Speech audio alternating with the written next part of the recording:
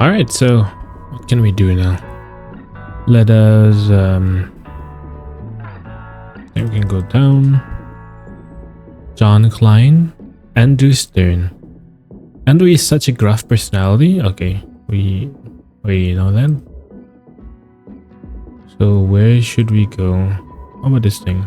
You found this copy of Homer's The Odyssey while browsing a flea market with Mom. It reminded you of your favorite high school English class that you took with Lily.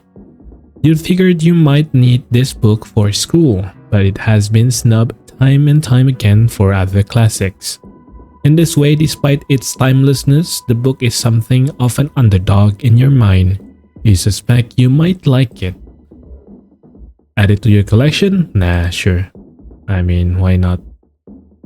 I do want to read one of this book, so what can we do? Because we do borrow this, the work of art, media crit film.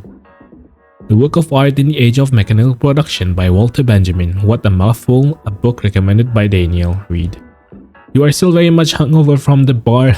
You better get some food in you first. Alright. The thing is, I'm having trouble finding the door. Is this the door? Oh.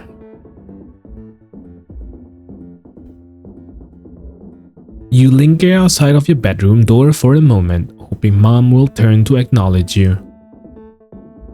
When she doesn't, you decide she's being unreasonable. Fine then, you don't need to talk at all. Unless she wants to. You should probably talk to Mom before you get on the computer. I mean, you don't need to use the bathroom now. Let's talk to Mom then. We have a parrot. Oh, hi dear, I didn't hear you come out. What the? Did she just like walk past her mom? Sure, Mom, whatever. Come on, man. You're the one who was drunk, asked her to pick you up and everything. Are you feeling okay? I'm fine. Were you sick overnight? No, I was fine. You don't mean to be snippy with Mom. She did rescue you from the station after all. And she was kind enough to not give you a lecture after you hurled puke from her passenger door. But that may be exactly what you are mad about. Through her concern, she managed to dance around what you both know to be true, that you have badly disappointed her with your behavior. Man, I don't know what to say about that. Can't she be a little mad? At least enough to make you defend yourself. Instead, you are forced to assign weight to your own indiscretion. A maximum for which has not been found. Apologize to Mom. Look for a hangover cure. I'll apologize, man. Sorry, Mom. I said I'm sorry, okay? You want me to get on my knees? Oh, come on. I've just never seen you like that. That's cause I'm never like that. I don't drink. It was just a special occasion, you know? There was this reading, we had a few drinks after, nothing bad. Where are you even getting alcohol? That's the thing though. She's apologized, she didn't explain what happened, why did it happen, and everything like else. So her mom is like, where are you even getting alcohol? What do you mean? You're 18 years old, Mara. Years old? Ugh. Don't be obtuse, Mom. Are all of your friends over 21? No, my school friends are all my age. Daniel? Yeah, he was there. Christ, why am I explaining this to you? Mara, I'm trying to not to get involved, but when it's right on my doorstep, right in my passenger seat, Mom clearly means this as a joke to lighten the mood, but the reminder causes your cheeks to flush. Yeah, sure. You don't want to be involved. You have no respect for my privacy in that room. I have to do laundry in there. Right, and doing the laundry just happens to disturb all the shit on my bedside table and in my boxes and in my closet, right? I'm just trying to keep our home in order. Home? What home? There's nothing about this place that feels like home. Nothing. Oh, come on. Mara, please, calm down, man. Yeah. Oh, now you did it, Mara. Mom? You know you're being unfair. Mom wanted to live here even less than you. It's not her fault she had to sell the house on perfect ties. Exactly. If you already know that, why are you like blaming her with all of this stuff? I just mean we haven't settled in. We are not finished unpacking or decorating. I'm trying to make it nice. I know, and you are. I'm the one who's not trying. My room is a bummer. I'll work on it, really. I know you're busy. If I unpack a little at a time, I'm sure I can get it done. It's gonna look great here. It's a good apartment. There's potential. Gas stove, great shower pressure, no spiders. And the neighborhood is nice. Great neighborhood. Every possible convenience you could want. 2 delis. The woman at the hair salon likes me. I know she does. Look what a kick-ass job she did. Well, you must be hungry. Did you eat yet? Breakfast, yes, a while ago. There's a cereal in the cabinet. I got peanut butter puffs. A lot of peanut butter puffs. You mean? Yep, Timothy gets in tonight. You haven't seen your older brother since the holidays. Amidst your family move from Perfect Tides, he enrolled in an out-of-state college to study computer engineering. You have to admit the distance has been good for both of you. You even look forward to seeing Timothy now. For a day or two at least, then the air becomes smothered, and you feel your old nasty sibling tendencies returning. Does he have to sleep on the couch? Unless you want to share your room with him. Do you want to share your room with him? Your mother's face betrays a subtle grin. Oh, he'll be comfortable in here. Okay, Mom. Shut up. So there's only like 2 rooms? Well, I guess the morning is kind of a wash. What about lunch? We could go get pizza. Oh, I can't eat just yet, but I will give you money if you want to pick up a pie. I've got money, my paycheck just came through. No, dear. It's the least I can do, Mom. Get you some cold pizza for Lata. Alright, Timothy will probably want some too, so yeah, we got it. Plain pie, no chick ingredients? Thanks, dear.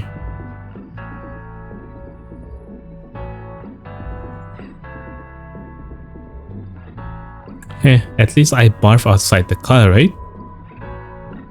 Let's not talk about that, please. Michelle Whitefish. You have no reason to enter Mom's bedroom. You don't need to use the bathroom right now. You're pretty famished, better eat before you sit down on the computer. Wait, we have something to eat now? How about this parrot? I don't think we have anything to eat.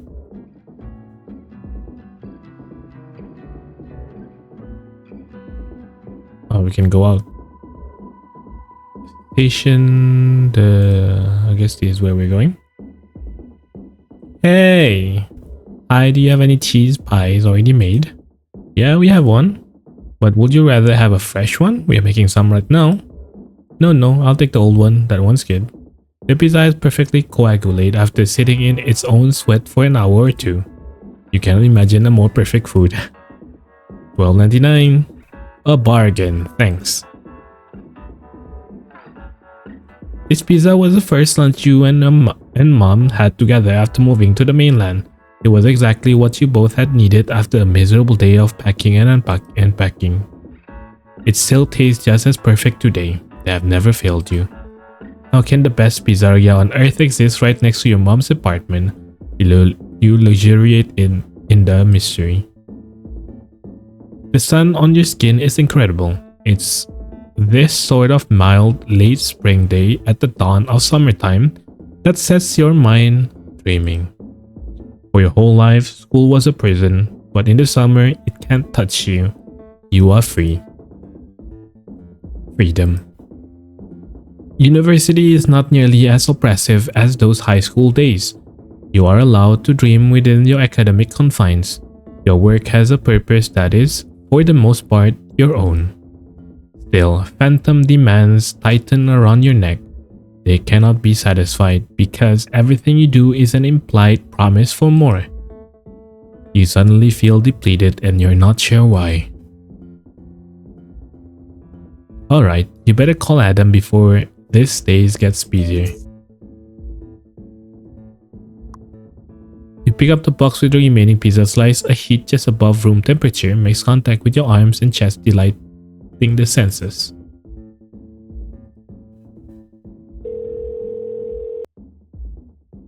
Hello? Hey! Hey, sweetie. You are surprised to find Adam sounding cheerful. You were sure this would be a tense call from the jump. Sorry I didn't call last night. It got late and I almost missed my train and... That's alright. Are you? A crackling of activity hits your ear. You hear a male voice and a rhythmic outdoor ambience suggesting Adam is walking. Sorry, with the guys. We're getting lunch. That's okay. I'll leave you to it. Alright, I'll call you later. Your moment's relief is shot through by the dread of another late night squabble.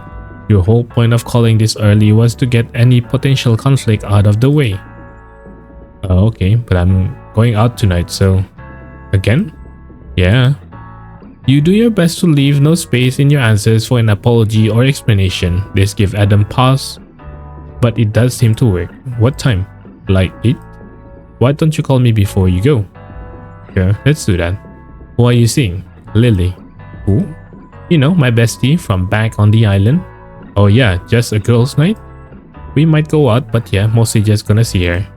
Cool. Well, I'll talk to you at 8. 8 is when I'm going out. I'll call you before that. Alright. Okay. Alright. I love you. I love you too. Bye.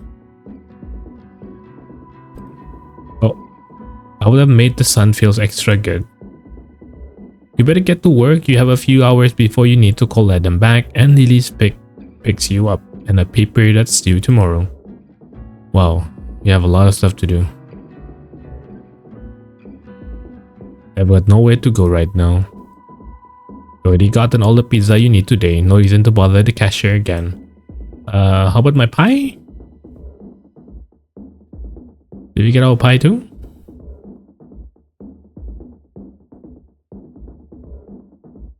Were you able to get the pie, dear?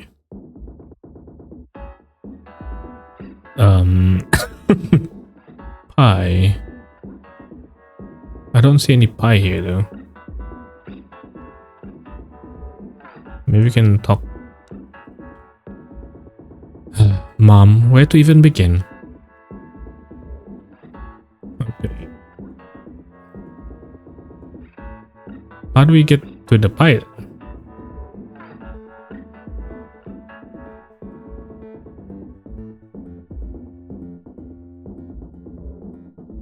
Maybe I need to give the pizza first.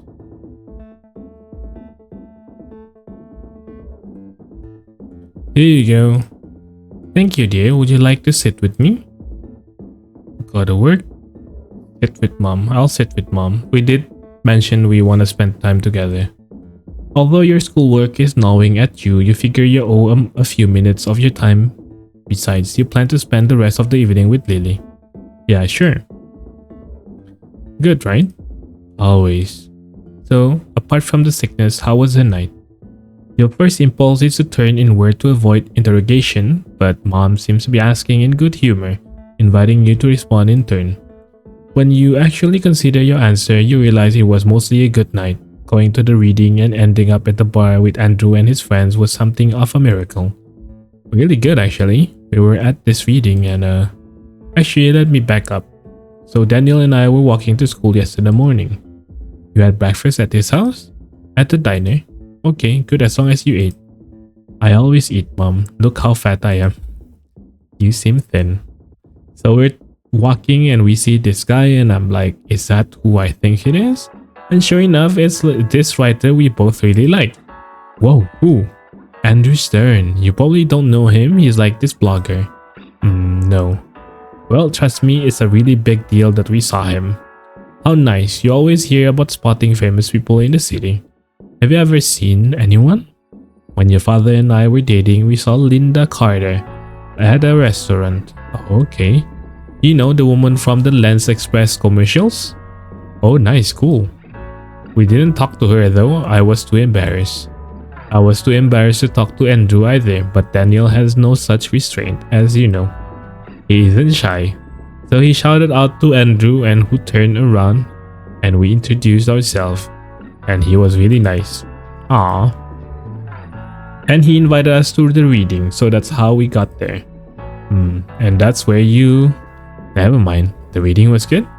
Yeah, it was awesome, and Andrew said I could write something for the next reading. Ah, which I definitely gonna do. You have time for that? On top of school and work? I'll make time, Mom. It's really good opportunity. Okay, as long as it doesn't get in the way of your obligations. Mom, this is literally the kind of thing I want to be doing with my life. I know, dear. What am I more obliged to be doing than this? You're right. Grandma sends her love. How's her leg? Better. When you're as old as her, it takes a long time to heal. Let me know next time you're going. I want to visit. I will, dear. That will make her happy. One of the few perks of living on the mainland has been your newfound proximity to your maternal grandmother. She lives alone in an attached row house just one train stop away. Until recently, when she started falling more, this was a wonderful arrangement for all. Now every visit to grandma's is tempered with the pain of her decline and the tension of exchanges between her and your mother. Grandma does not want to lose her freedom, even as it increasingly puts her life in danger. Was she wearing the life alert when she fell? No. Damn it, Grandma. She dragged herself across the floor just to get to the phone. I'm sorry. That's Nin? Her life could be so much easier if she just accepts her age. You should really keep in touch with Grandma. May as well add her name as a reminder.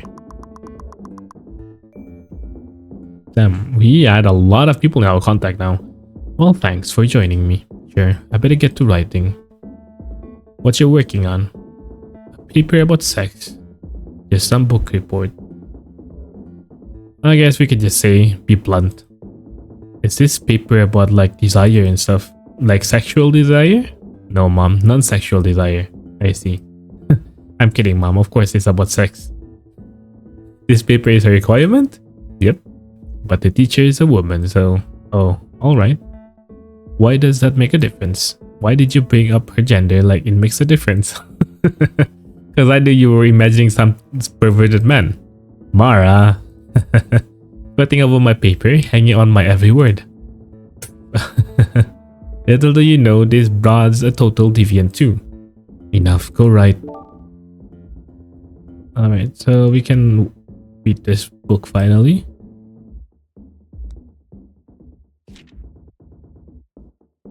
It's a relief to finally have an excuse to read this book. To your delight, it is short and succinct. Benjamin argues that since the late 19th century, the machine has permanently altered how man can engage with its creative works. The result is a loss of art's presence or aura. The method is twofold. The machine produces a copy of reality that is invisibly cropped, edited, and altered, while also removing the works from their physical context. Film and photography are the main targets of this critique. At first, you are surprised that Daniel would want anything to do with this book, but before long, Benjamin's optimism is revealed. Art's sense of authenticity is based in an ancient ritual and its cult-like trappings. Indeed, film has the potential to show us aspects of reality more precisely than the naked eye. Experienced collectively, the form holds great political potential for better or worse. His theory is cliché by the suggestion that while fascists of the 20th century seek to aestheticize politics, the masses may in fact find ground by politicizing the aesthetic. Flipping back to the opening pages, you find that Benjamin, a German Jew, died by suicide to escape Nazi persecution. You can tell this book will echo in your psyche for some time. You wonder if Daniel knew that it would. Either way, your perspective on film is irrevocably tied to Daniel and the steady borrowing and intercourse of thoughts between you. Alright, there we go. Well, we read one book. Now to, I suppose, finish our assignment. Oh, it's different. Word.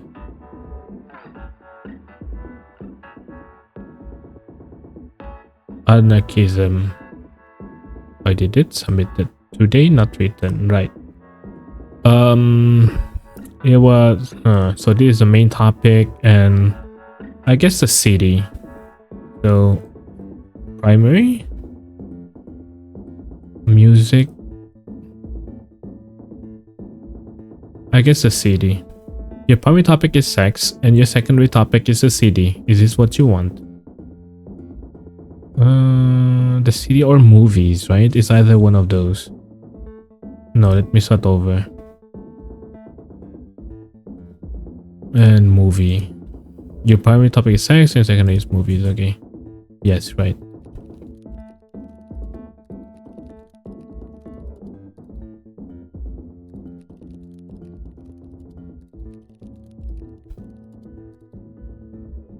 Movies is a good choice. It was part of a lively discussion in the latest class.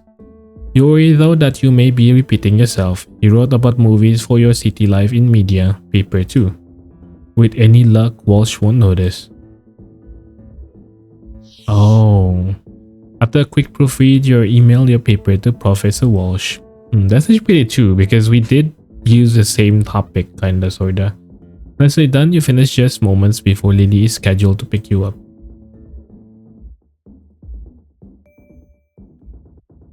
Max, yo. Oh, it's Daniel.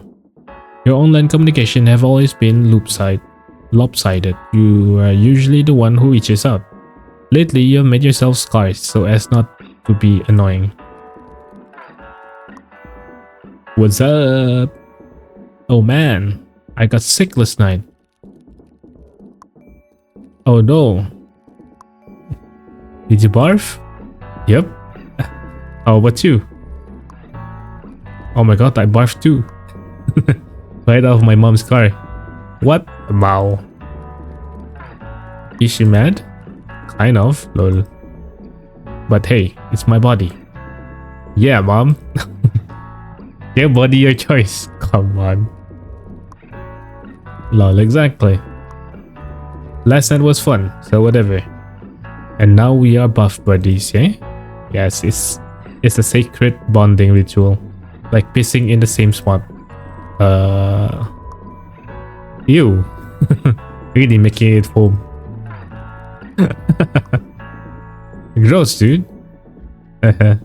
Anyway, glad you got home. Okay, pal. Let's never fucking drink again. Seriously, I have no urge to do so. Dana's calling. Later. L8er. Ah, bye. Daniel signs off. That was quick. There's no one else who would like to talk right now. What email? Proposal. What a shock to see Andrew's email, addressed at the top of the page. You didn't fully expect to hear from him. Nice meeting you yesterday. Here's the deets. This document briefly outlines the date, location, and nature of the reading. Andrew is looking for short pieces that can be read in about 5 minutes, loosely tied together by the theme of cautionary tales. The due date is not until midsummer, so you have plenty time to think about your submission. You reason that you should probably write something new for this, since you hate basically everything you have ever written. Alright, due summer. Proposal.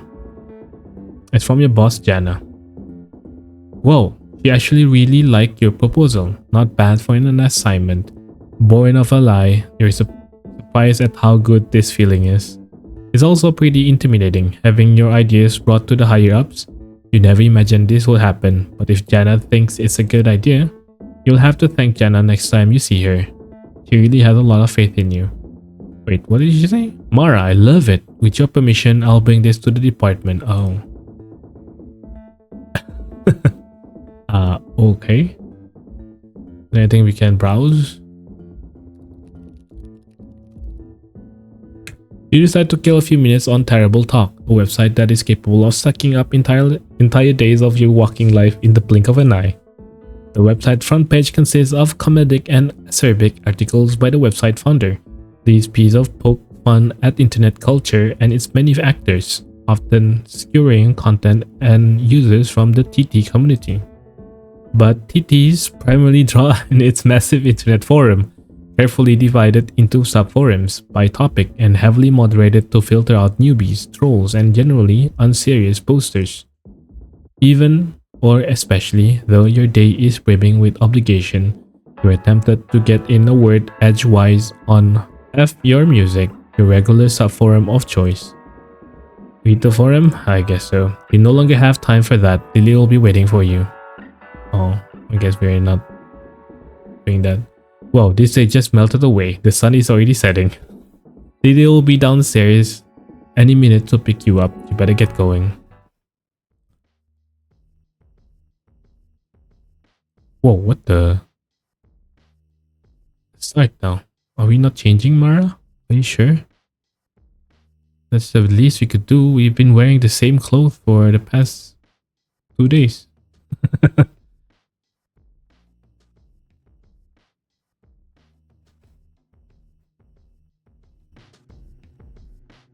Mara, over here!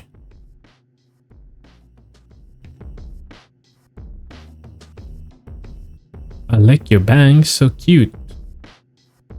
Thanks, I like that you're growing yours out. Yeah, just seeing how long I can stand it. Luke really likes it. You been to this bar, Halligan's? Yeah, sure. You know Halligan's in the sense that you have walked or driven past it countless times. You wonder just how much Lee was frequenting this bar when you were both in high school.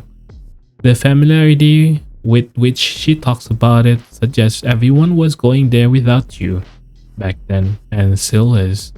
But who exactly is everyone now? Luke is an artist, right? A painter? No, you're thinking of someone else. We broke up a while ago. Oh. Artists are horrible to date, so obsessed with every little thing about themselves. It's like they're not even paying attention to the world. Which is ironic, since isn't that like their whole job? I agree. We are terrible. Oh, I'm not talking about you, Mara. Your logical brain knows it is merely excluding you as a friend from her broader critique. But part of you wonders if you're the exception because you're not an artist. You are all too aware of what you lack, the stuff your hero seems to possess in droves. Yeah, Luke is a lot more serious. He's going for his master's. And he's from upstate, and that's where all the jobs are, so we can live there. Like over the summer? When we get married? You're getting married? Well, eventually, Mara. It's in the 5th year plan. Oh, gotcha. Yeah, I think Adam and I are moving in that direction too at this point. Have you talked about getting married? Yeah, he wants to after I am like done with school. Something like that. And you can see yourself marrying him? Sure, Mom. Does your mom quiz you up about Adam? Not really, not anymore. But no, we have a lot in common. For starters, we are a good fit compatibility-wise. The is good. And see, there's no way I want to go back on the dating market with the guys out there.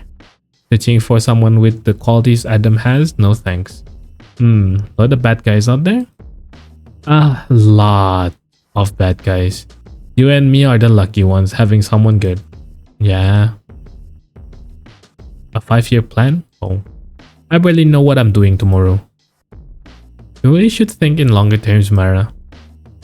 Time slips through your fingers if you're not paying attention.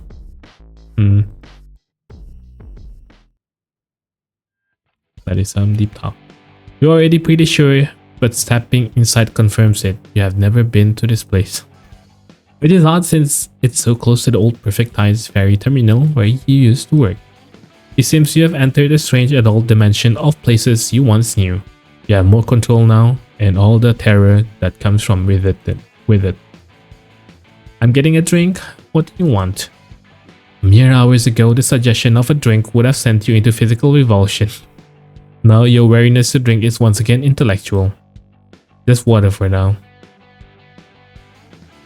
I'll have what you're having. Let's just have water for now. I'm still kinda sick from the last night, just water for now.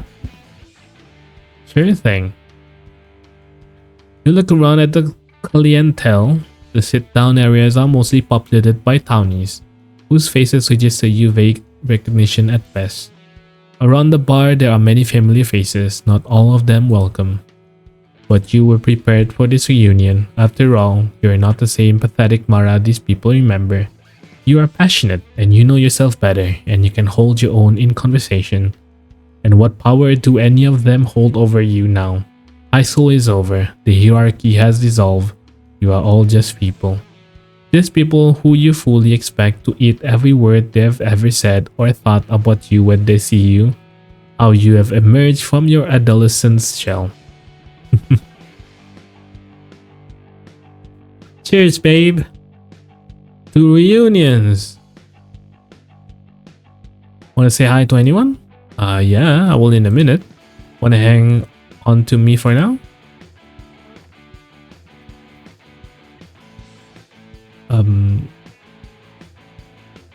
Yes, please. That'll be great. I'm scared. Haha, come on. Lily looking hot, girl, when you get back. Yes, yesterday. It's a short visit for me. What up, girls? The two girls you remember quite well but barely ever talk to. Glance at you and then back at Lily, searching for an explanation. You guys know Mara, right? We were all in the same year. Oh, sure, yeah, I remember. It took me a minute. We weren't in any classes together. No, not really. You were actually in the 9th grade homeroom and AP English with Lindsay. But what does that matter now? What's going on, Lily? It's Luke here with you? Nope, just kicking it with Mara while we have the chance. The girls look to you expectantly. Clearly, there's a reason Lily keeps padding your entry into the conversation. Oh.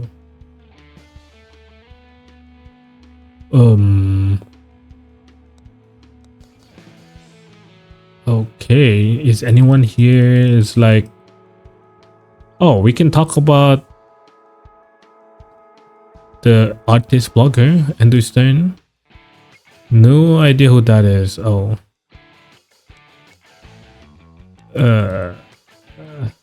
Rosetta Welsh? Oh my god, I remember her. You do? For sure, we worked at Subway together like 2 summers ago. That girl's a freak.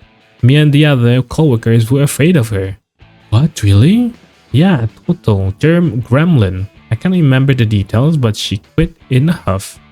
I remember walking past her when she was emptying her locker, and she hissed at me. Oh. He laughed now, but it was chilling. I thought she'd come back and shoot up the restaurant. Oh my god. Thank god nobody was hurt, honestly. Okay. Who else can we talk about? Theo? No idea who that is. About us. That's you, right? Yep, just setting you. Yeah. Funny. Daniel? Daniel always gave me free stuff from the school store. I don't think I paid for a pen through all of high school. He never gave me anything for free, even when we became friends. Guess you caught him in a bad mood. Who else? Jenna Schwartz? Adam Lee? Walsh?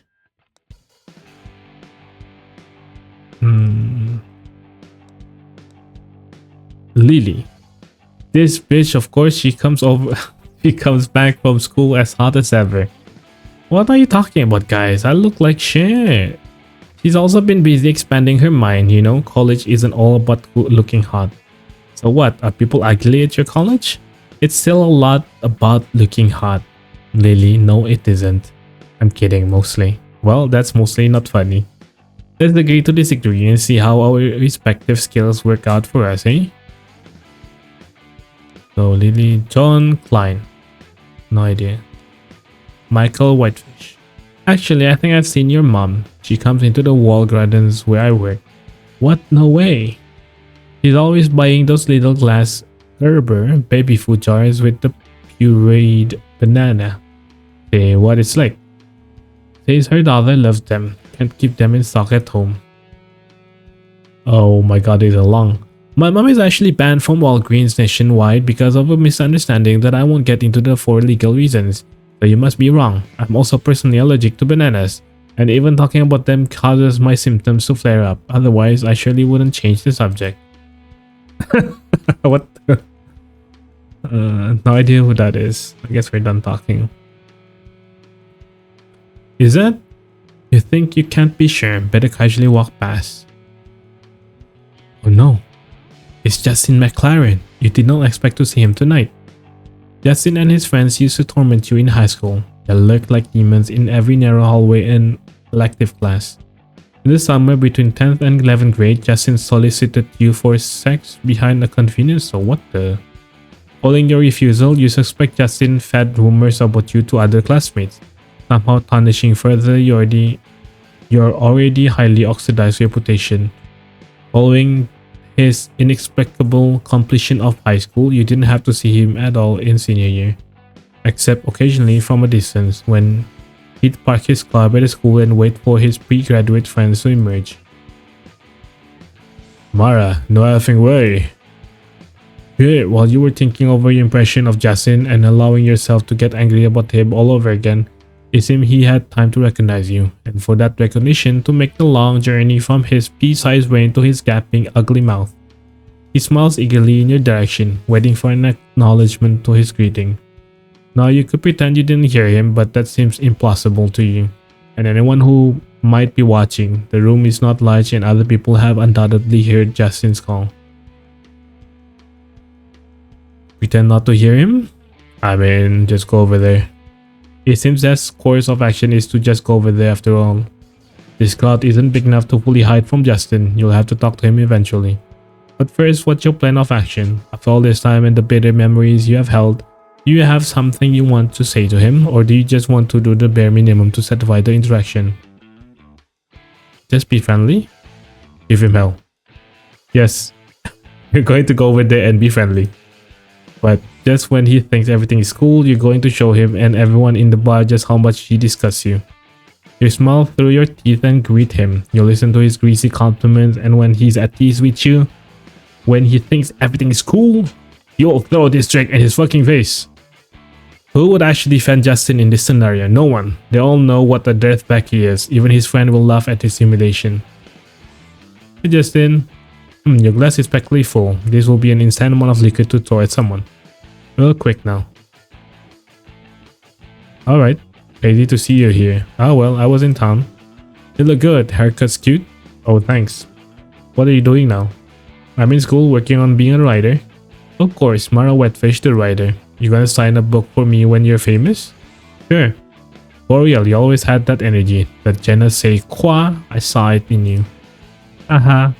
Mara, don't lose focus. You're here to humiliate him in front of everyone. Take your shot and do it quickly. I'm getting to it. So what you doing now? Hey, busy. Got my own screen printing business. A few high profile local clients I'm making shirts for. Really? You're making clothing? I don't make the shirts. We get those from China.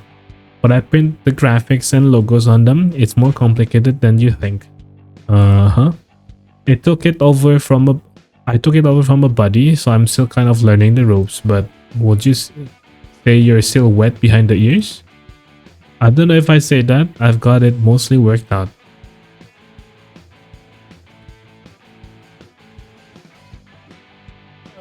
Hey Justy Bear, who's this? I guess we can throw the water on both of them.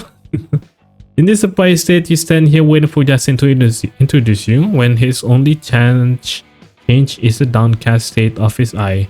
You fumble for an answer. Hey, I'm Mara. I used to go to Beltag. You didn't? When? The same year as Justin? That's impossible. I don't recognize you. I know everyone at Beltech. Don't I, baby? You remember Tessy Lombardi? Her older brother Giovanni was in your graduating year. Although you never met, she was an unavoidable presence on team rosters, in student council, and in extracurricular clubs. Oh no. She is still in high school. Anyway, I'm Stacy. Hey, how could we have never met? Ah well, I wasn't trying to be seen.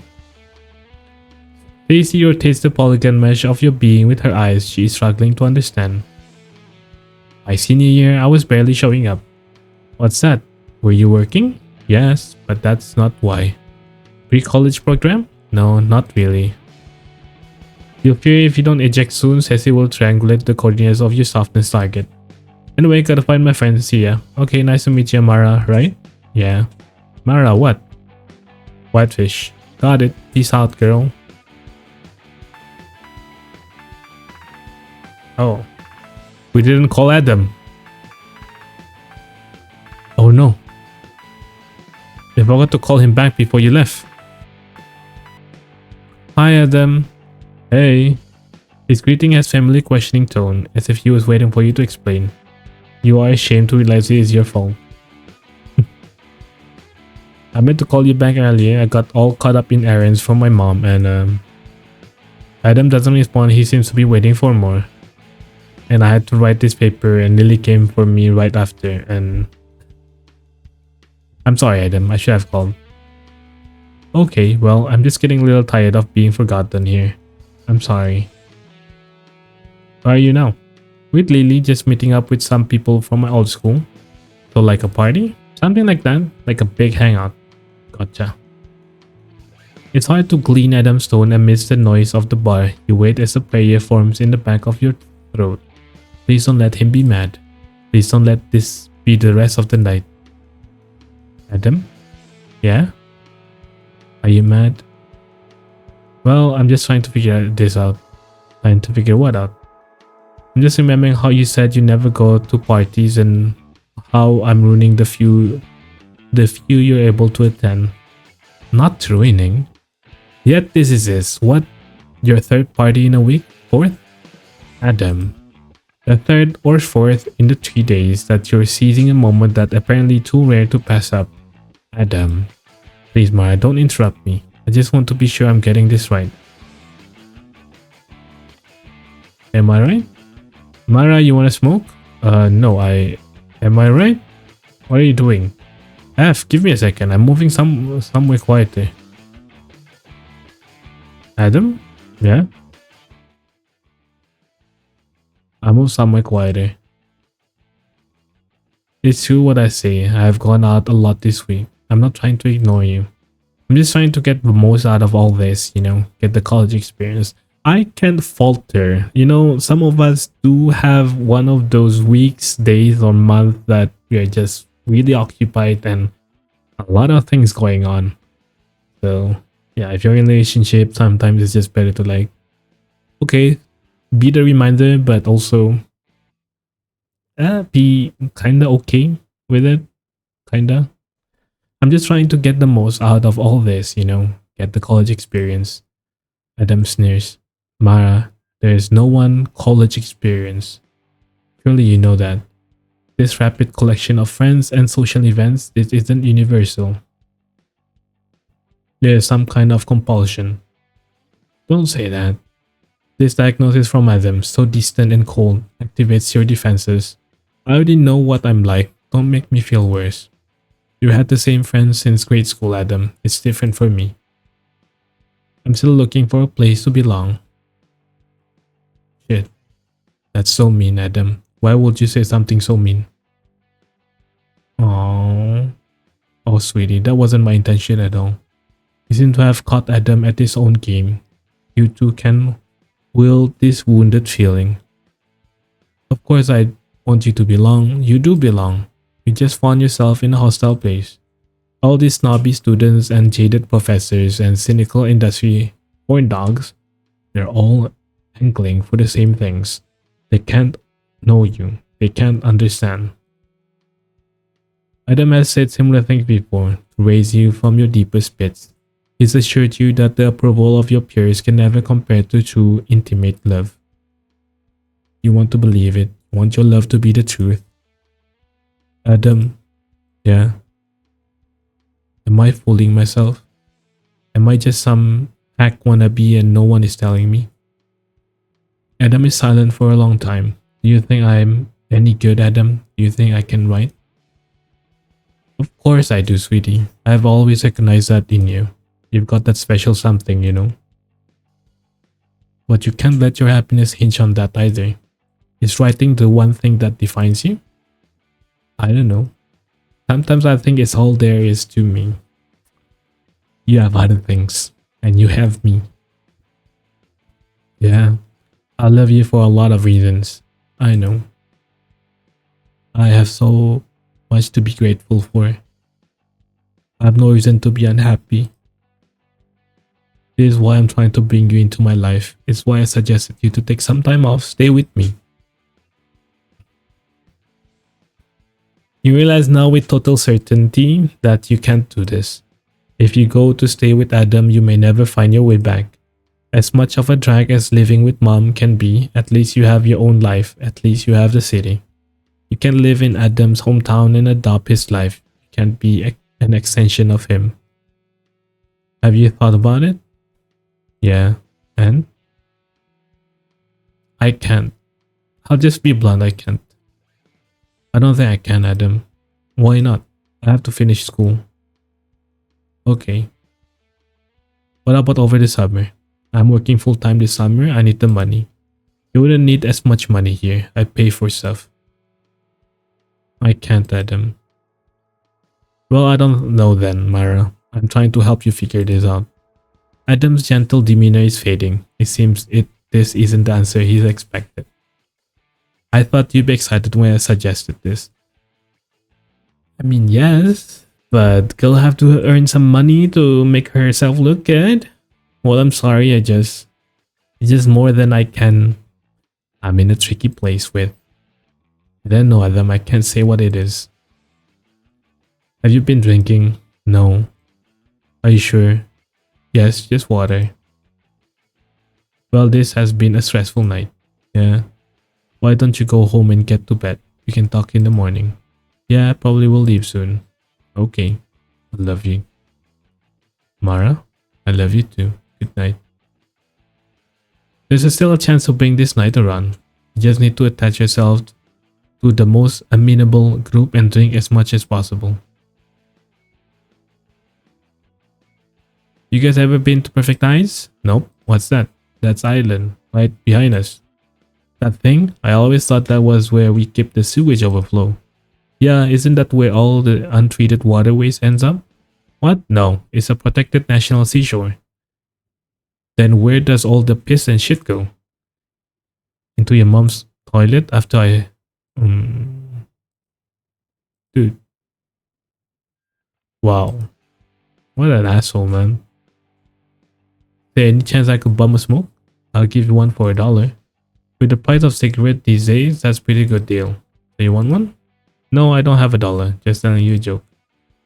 That costs $1 too. Get out of here, you deadbeat. Damn, everyone is an asshole, dude.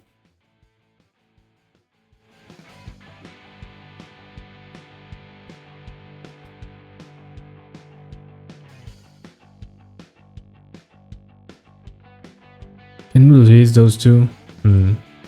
Just and his daughter over there. What? You mean Stacy? Sure, whatever. The still wet ink of her birth certificate says. He's 2 years older than her. There's a big difference when she's still in high school. Were you the same person in high school?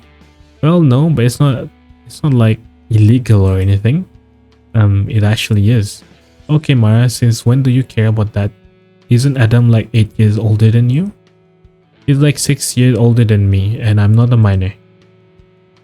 I just don't know how you can be cool with that guy after all the sleazy shit he's done. Justin's alright, he's a little scrubby, but so what? He's a predator? I'll change your subject. Alright, well, I don't want to argue about that guy all night. Hey, you can think You can think he's an asshole if you want. Then I will. Alright. It takes all of your strength to let the stress of that exchange pass over you, but when it does, you feel a surprising amount of relief. It sounded like a stressful phone call. Huh? Oh yeah, it was just Adam. Everything's okay? It was pretty intense. It was intense call, not gonna lie. What was it about? Oh, it's always about the same. We argue because the distance makes things so hard. You think it would be better if you were together? Yeah, I think so. We pretty much never argue when we're together. Have you ever been together for more than a few days? Nope, and that's a part of the problem, you know? Distance is a bitch, but what else can I say? I listen, we can leave. Oh no, well, listen, we can leave if you want. I've said hi to just about everyone. No, I don't want to make you leave. No, I'm good, really. Yeah? Yeah, girl, I'm only out for my Mara fix. Haha, pop me off. Not yet. Okay, let me know when you were ready. We can... You already read this. Trade. You better not trade that one. It's from the school library after all. But I want this one. You already read. Man, I should have read one of these instead. Now we cannot trade. Oh, feels bad lah. Epic poetry, memoir, humor, psychological gender, poetry, memoir. Remind me to I should like read the one without the label first. Feels bad. Huh? This couple makes no effort to let you into their space, and really, why would they? You're an odd-shaped peg wandering a full board. You can't bear to interact with Justin again after all of that. Okay. Unsurprisingly, these men are absorbed in the game and pay you no mind. It's just as well, did you really want to talk to them anyway? Okay, well, I guess we are ready to go. Are you ready to leave? Go home. You okay? Yeah. You want to tell her everything? But you want her to believe you're okay. After your whole lives, after all the pathetic versions of yourself Lily has seen, you want to finally be equals. But you're not. You're still been a mess all this time. You can never be anything better. Aw, Mara. Did you see Sal's nipples piercing through his shirt? I could barely hold in my barf. Oh, everyone's free to live their life. It's none of my business. But can people business be under more than one thing layer of... Oh, Mara, what's wrong? Hey, what happened? You want me to pull over? No, keep driving. Did somebody say something back there? No, nothing like that. Is it Adam? I can't be like this a year from now. From now or a few weeks or... What about it exactly? It's just so constrictive. Like I can't do anything on my own in this relationship. Even when he's not there. He doesn't want me to go to parties or make new friends or have any guy friends or... he's jealous. Yeah. Yeah. Luke was jealous too when we first met. His last girlfriend cheated on him. She really played him. That's hard to get over. But you know, I just kept assuring him I didn't want anyone else. I made sure he knew I really loved him. And eventually, he believed me, cause it's the truth. I can never convince Adam of that.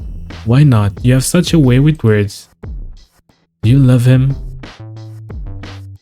You're struck by how rarely this question have been asked in all this time you've been with Adam.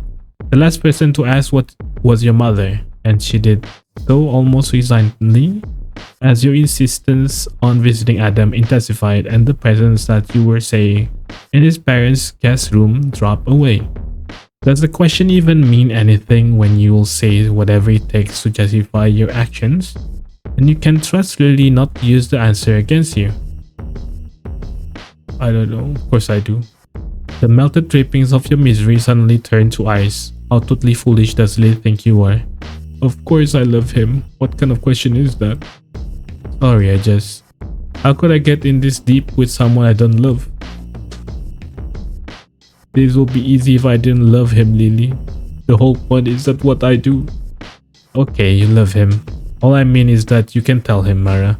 If you love him and he loves you, which we do, then we can talk about stuff like this. He will understand. Maybe that's true for you and Luke, but not for us. You know, Lily is right about one thing. You need to talk to Adam. But you have tried so many times. The fact is Adam has an answer for everything. There is seemingly no right combination of words to make him understand.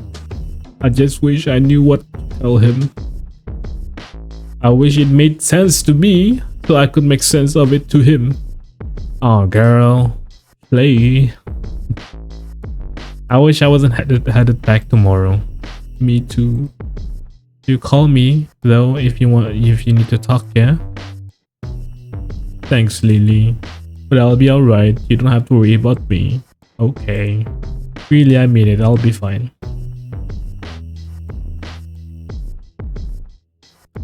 By the time Lily drops you off, all conversation has been exhausted. She promises to let you know when she's back in town.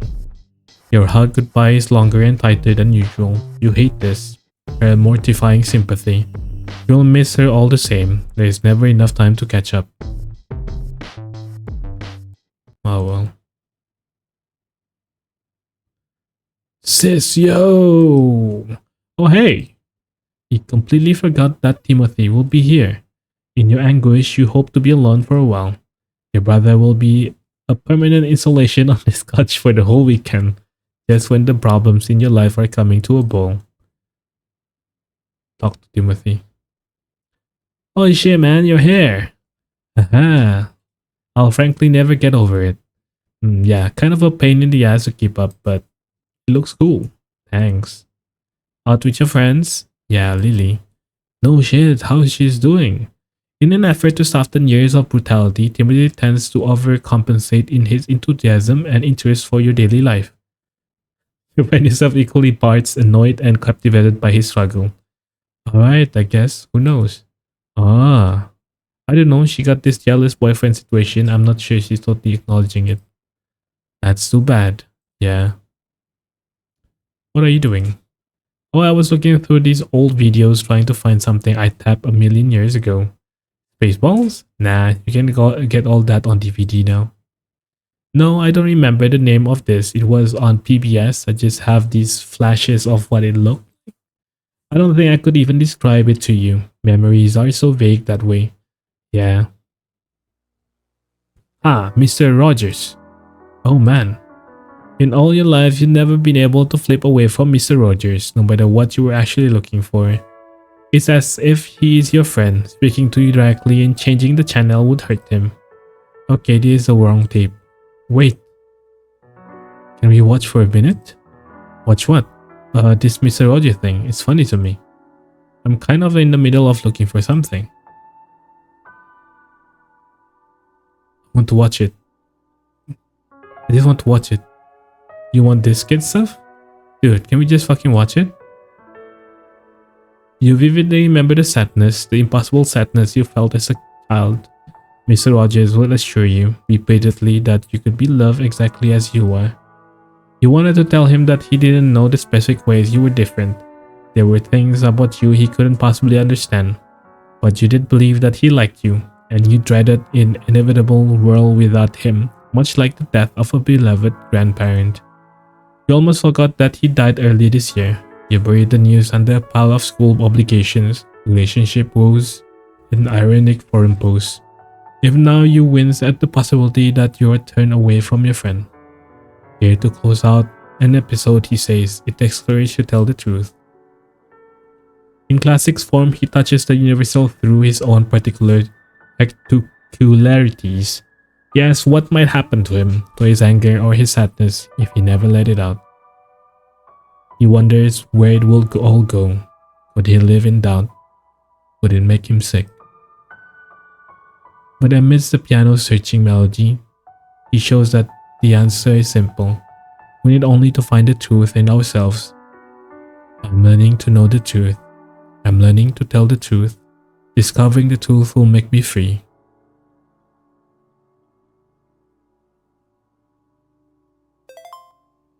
Oh, movies. Damn. Haha, right? Okay, I'm gonna try another tape. Okay. I'm going to bed. Alright, sleep well. Yeah, good night.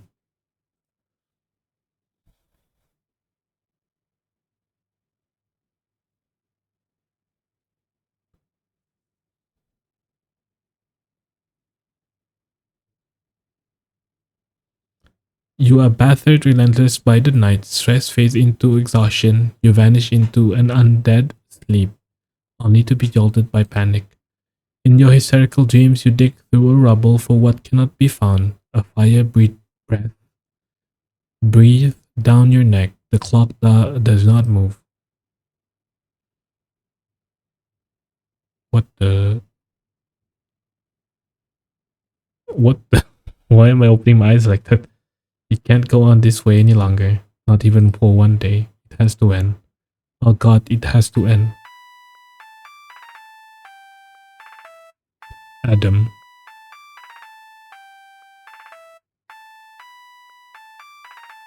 Oh, you think about watching TV with Timothy? He didn't hassle you. He was trying to be nice. He doesn't know how sad you are, neither does mom. They wouldn't want you to be so sad. Hey, hey, why is there like love meter here? Adam's tone matches yours. A spent and whispered greeting. Sleep okay? No, pretty bad. Adam exhales. He seems almost relieved, even in his sympathy. Oh, sweetie, it's good to hear your voice. You listen for a long time to Adam's breathing. There is a perceptible note of fear that, whether typical or not, you have never heard before. Do you want to talk later when you have had some sleep? No, it's okay. I'll talk now. You have never want to talk later again, to have the weight of Adam's expectation hanging over your day, the countdown to your next misstep. You hear the fear in your own breath now too. It's as if you're on the ground, staring at the peak of a perfectly vertical mountain, not the foothold inside. You wait, paralyzed. You are very special to me, Mara. You don't feel special, you feel like nothing. You disgust yourself with how little you are. Amidst your disgust, a resentment for Adam emerges. He has made you into nothing. I know we have both said some hurtful things. Adam pauses as if waiting for a response. I'll say nothing for now. When using all your strength, you don't reply. Adam continues. I just don't want us to forget that we love each other. That's what's important, right, sweetie? A foothold appears, a yes or no question that entirely up to you. You rarely grasp such invitation from Adam, such a profound opportunity. You may never see one again. Your heart is pounding. This is it. Are you there? Yeah. Mara, we love each other, right? Adam's breath grows more uncertain. He seems to have grasped what he's done. But you tried to break up with him before. He's always succeeded at talking you back down. You can't go back down this time. The last glimmer of your former self, yourself before Adam, knows the truth. You don't want to be with him. You can't be with him anymore. Now we're waking up, huh? I've been thinking about it. Thinking about what? About like this relationship and I I'm not sure I love you anymore. No. How is that possible? You told you loved me just yesterday. How can you not love me today? Mara, please answer me. I don't know. I don't know. I don't know. Something is different. I don't know what it is. Something changed. Is this? Is this because? Is it because we haven't seen each other in so long? I know the distance can be hard on you. That must be it. You're forgetting what it's like when we're together. It's always good when we are together. I can take a few days off from work next month. You can come here. Next month? Oh God. Or we could go somewhere. I don't know. It'll be just you and me. 3 weeks from now. That will go by like nothing. 3 weeks? No, no. No, no more of this. No more. It's too late for that. I can't wait that long. I can't wait that long. Sooner than 2 weeks.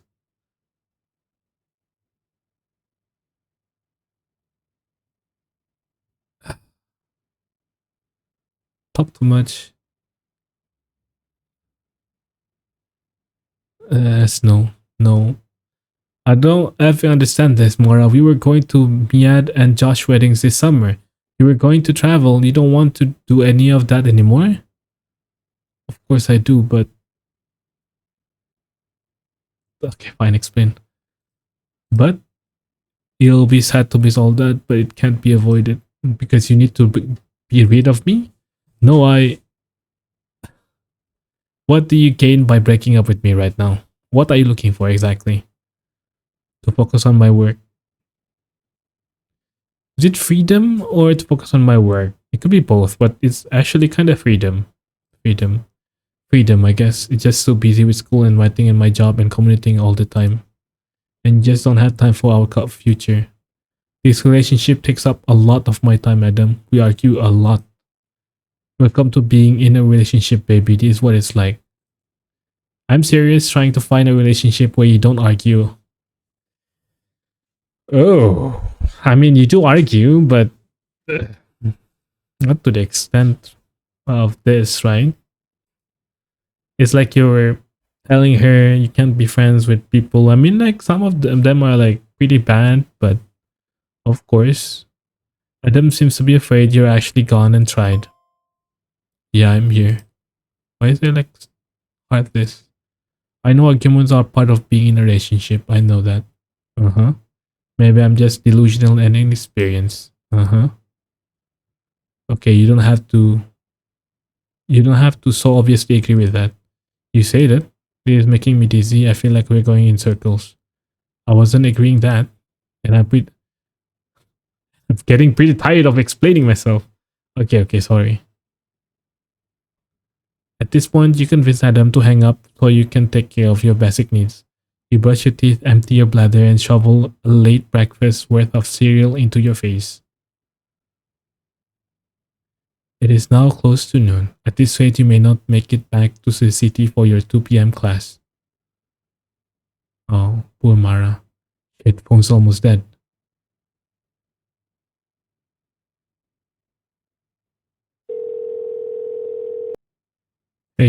Hey, how are you? Adam managed a quiet laugh without his usual derision. Not great, yeah? For a moment, you feel as if he isn't blaming you, that this is simply how things are, that he will be able to accept it. It's almost enough to make you regret every word you have said. You are both silent for a long time, waiting for the other to speak. You find yourself confused about the current state of things. He sounds so defeated. Have you convinced him then that you want to break up? Should you be discussing logistics? Adam has at least three t-shirts you would like to have back. You lend him your copy of Fast Asleep in Frock Pajamas, which you are pretty sure he never opened, but you don't mind if he keeps it. Books are expensive to mail. Something between you, of course, are not so simple to divide and return. For instance, Adam is at least halfway through your copy of Breath of Fire. Ivy, you let him know he can keep it until he's done. And you will offer to pay for the postage, of course, is the right thing to do. Tell me what you want me to do. What do you want me to do, Mara? Give me some space. I just want some space. I have no room to think. That's fine. If that's what you want, that's fine. I can leave you alone. How long? Huh? How long I should wait to contact you?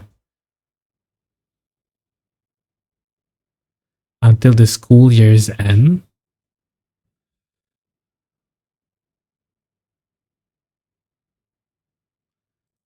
I don't know. I just need to see what life on my own is like. I don't know how long I need for that.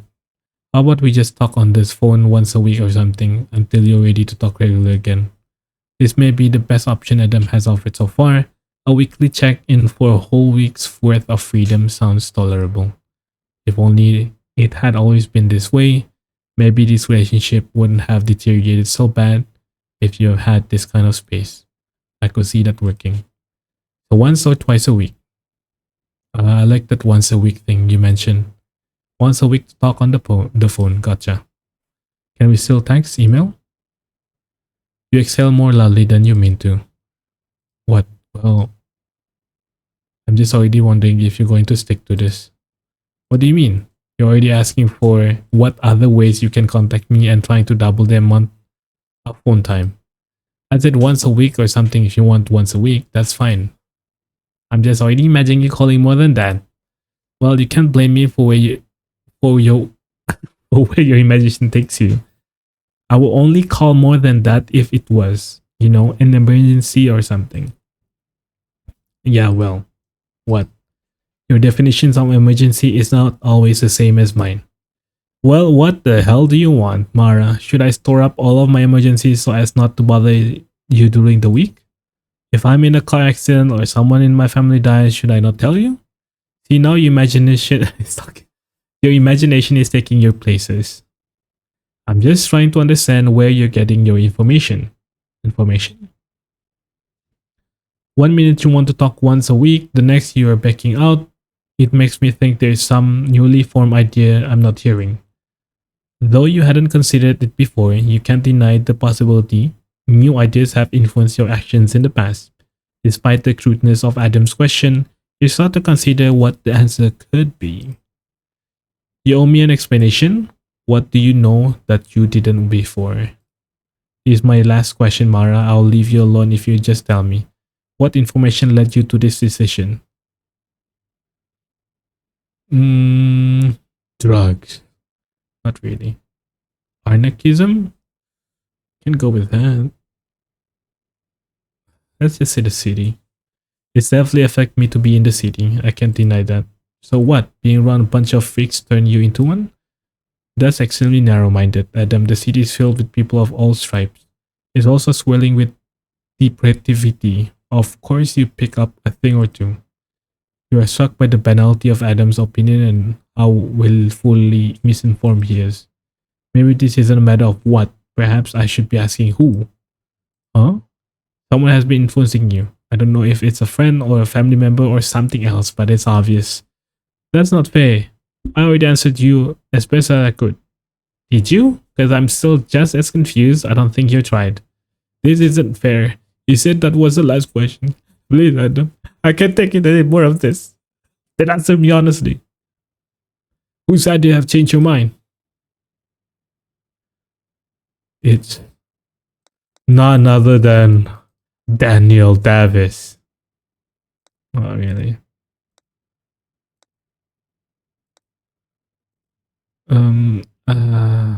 We can say Andrew Stern, but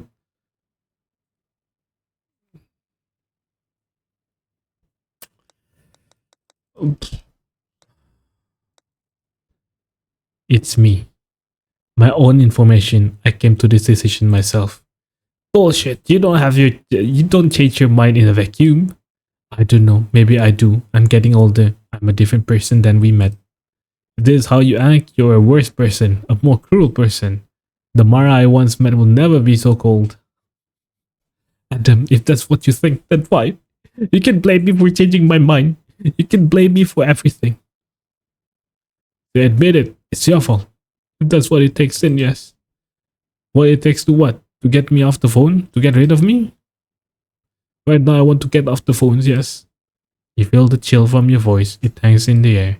No one should have to say such things, not to someone so close. How can you ever treat Adam like a stranger? You know his touch. You have woken up in his arms and the scent of his bed. Ah! That's not the same as getting rid of you. Can you really imagine never seeing each other again? No, it's very difficult to imagine. Adam sighed as if satisfied to have coaxed this out of you. I'm just going to have to see it. Even as you say it, you can't be certain there is anything else. You have never seen beyond the horizon of you and Adam. But if your present misery is the best you can reasonably hope for, if your best words have already been written, then there is nothing left for you. You can only hope unreasonably to continue. There has to be more. Alright. Then I just have one more question. No, you don't. I've already given you too many answers. You're still not being honest. You owe me. No, I don't. I don't care if I'm being honest or not. Calm down, Mara. No, I don't care anymore. I want you out of my life. Wait, what? Why do we gain heart? Now you listen to me. No. You're making this biggest mess of your life, and you want to know why? I don't give a huh. You'll never find anyone half as good as me again. Stop it. You're strange and you know it. You're not easy to love. Bro. Beep beep, don't care. It took you this long to find someone this committed to you. Don't care. You've had real love for once in your life. You found it and you didn't even know it. You don't love me. You just want to control my life. I thought you didn't care. Ooh. If I don't love you, who does? Whoever loved you. Bro, that is so low to actually tell the person you love like that. Who will? I don't know. Someone will. Someone you actually want? That's not your problem. Even if nobody loves me, at least you'll be gone. At least that's something. At least that's something. At least I respect myself. Respect is a sorry replacement for love. You'll learn that soon. Don't call me again. Don't come crawling back to me if... Never call me again. You pathetic, ignorant little child. Good luck with your meandering life.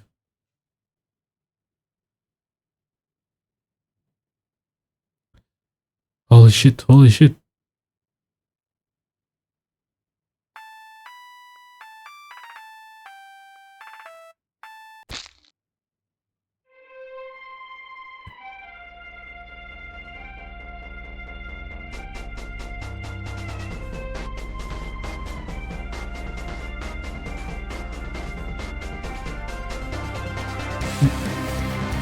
Summer.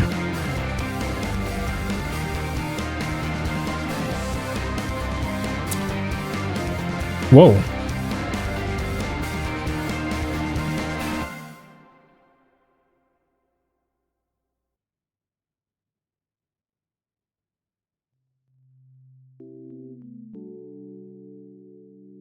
You continue to work in the library all summer, filling your unused class hours with a full-time shift. The job is easy apart from the occasional high-maintenance alumnus with a fear of technology. Your patrons demand your attention, you spend most of your days organizing books in solitude. And with no classwork, school friends, or romantic relationship to speak of, you had time to work on your own writing. The words make their way frantically into every blank space. You do not regret breaking up with Adam. It may be the best decision you ever made. But the split has reverted you to a bygone and a bitter state, lonely in the summertime, desperate for the touch of another. Hey Mara. Dude. Oh shit, didn't mean to scare ya. It's alright, guess I was absorbed in my work. That sounds like you, Mara. What the F are you doing here? Didn't you move out? No way girl, I'm staying all summer, doing an internship, piling on the credits. No shit, that's awesome. I've never have anyone to hang out with lately. No, what about Daniel? He's busy with his, I don't know, some girl he met at work? Daniel has a girlfriend? I thought he was a virgin? Too busy to date. Oh, well clearly he's not a virgin or too busy to date because he's off stooping some broad. As the words raised from your mouth, you realize just how bruised this situation has left you. Daniel was habitually unavailable in the weeks following your breakup with Adams.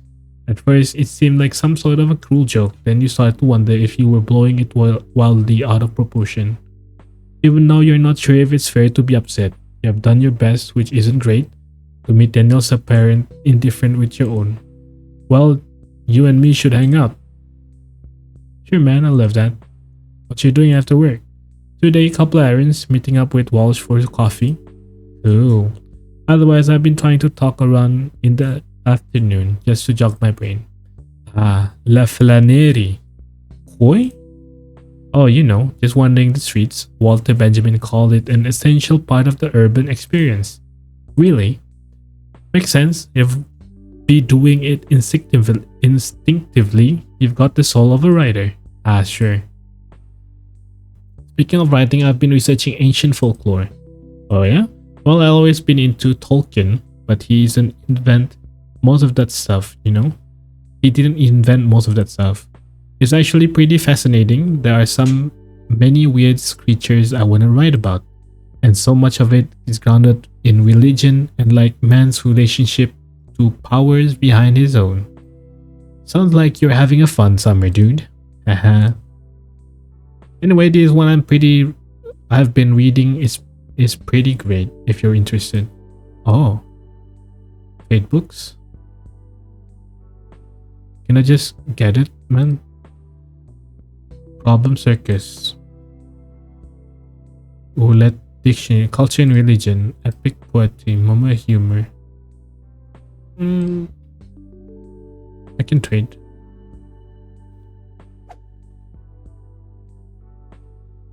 Well, when you're done with your errand and stuff, hit me up. I bought this new weed and say no more. Anyone else coming? I think one or two others.